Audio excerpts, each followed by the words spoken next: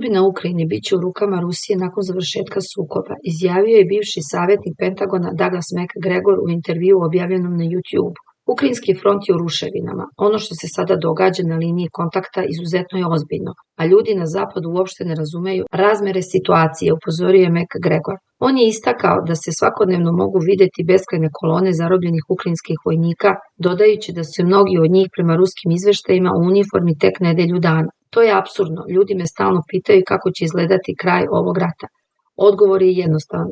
Biće onakav kakav Rusi odluče da bude, naglasio je bivši vojni analitičar. McGregor je dodao da bi svet trebalo da reaguje pre nego što, kako kaže, ono što je ostalo od ukrajinske nacije potpuno nestane.